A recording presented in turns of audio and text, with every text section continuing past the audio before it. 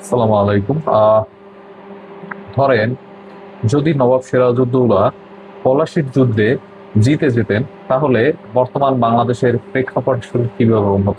একবার চিন্তা করেন, সেই সময়ে সেই সময়ে রবার্ট ক্লাইভ যে পরিমাণ অর্থ বাংলাদেশের কোষাগার থেকে নিয়েছিল, সেই অর্থ দিয়ে সে তৎকালীন সময়ে লন্ডন অথবা তৎকালীন ইংল্যান্ডের বা তৎকালীন ব্রিটেনের সবচেয়ে বড় ধনী ছিল, এবং সেটা রাতারাতি।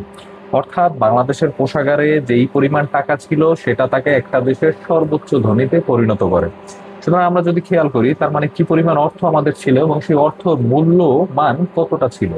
ধরেন লন্ডনের বেশিরভাগ জিনিসই হচ্ছে, তারা বিভিন্ন দেশে যে শাসন করছে, সেই শাসনের করার সময় সে দেশের মূল্যবান জিনিসপত্র তারা নিয়ে নিছে।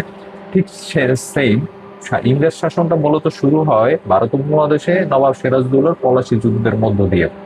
ধরেন যদি আমরা সেই পলাশির যুদ্ধে জয়লাভ করতাম, তাহলে কি হতো? তাহলে বাংলাদেশের স্বাধীনতা হয়তো আমাদের বারবার স্বাধীনতার জন্য যুদ্ধ করতে হইতো না, বারবার রক্ত দেওয়া লাগতো না, বারবার আমরা জীবন দিতাম না। আমাদের দেশ থাকতো এখন সমৃদ্ধ। তৎকালীন সময়ে আপনি জানেন কিনা, তৎকালীন সময়ে বাংলাদেশে কামান বা গোলা বারুদ তৈরির কারখানা ছিল। কলকাতায় নিজস্ব কামানের বা গোলা বারুদের কারখানা ছিল। আমাদের চট্টগ্রাম বন্দর ছিল তৎকালীন সময়ে বিশ্বের সবচেয়ে আলোচিত এবং পরিচিত।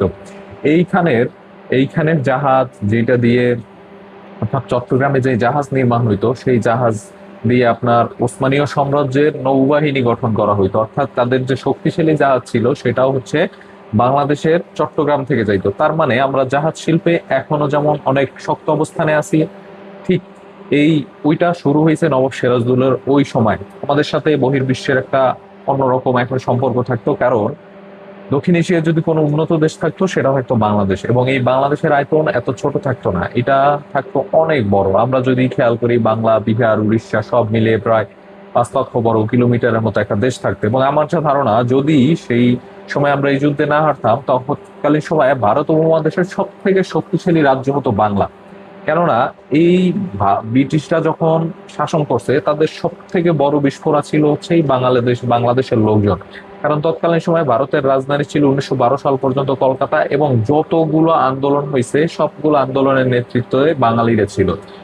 পাকিস্তানে ইভেন মুসলিম লীগ যখন গঠন করা হয়, সেই মুসলিম লীগের নেতৃত্বে যদি আসতে হয়, সেই ক্ষেত্রে বাংলাদেশের বা বাঙালি যে প্রদেশ ছিল তৎকালীন সময়ের যুক্ত বাংলার যারা মুখ্যমন্ত্রী, তো তাদের মাধ্যমে তারা নেতৃত্ব আসতো। অর্থাৎ আমরা যদি চিন্তা করি, সেই সময়ের মোহাম্মদ আলী জিন্নাহ থেকে শুরু করে আমাদের শেরে বাংলা বা এরা যারা ছিল, এদের পলিটিক্সের দূরদর্শিতা ছিল অনেক বড়।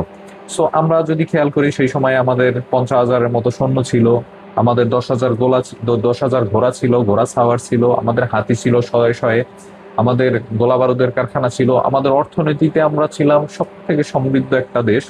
সেই দেশটা সামান্য সামান্য অর্থ লোভের কারণে, আপনি চিন্তা করেন, 50,000 সৈন্যের সামনে মাত্র 3,000 সৈন্যের জয়লাভ, এটা কোনোভাবেই মানা যায় না। কিন্তু ব্রিটিশরা জানতো যে তারা জিতে যাবে।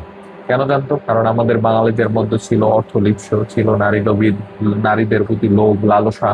সব মিলিয়ে তৎকালীন সময়ে যে রবার্ট ক্লাইভ ছিল, সে সাকসেস। তবে আমরা জিতে গেলে হয়তো আমরা এখন ইউরোপের মতো একটা দেশ থাকতাম, অথবা ইউরোপের থেকে আমরা সমৃদ্ধ একটি দেশ থাকতাম, কারণ আমাদের সম্পদে ছিল সব জায়গা ভরপুর, যেটা আমরা হারিয়েছি সেই পলাশির যুদ্ধের মাধ্যমে।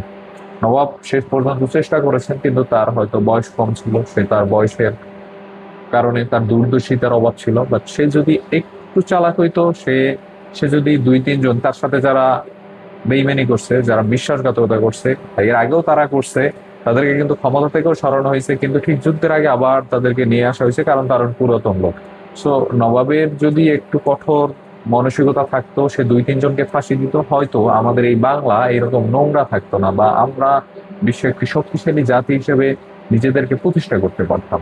আমাদের নিজেদের ভুল আজকে আমাদের এই পরিণতিতে নিয়ে এসেছে।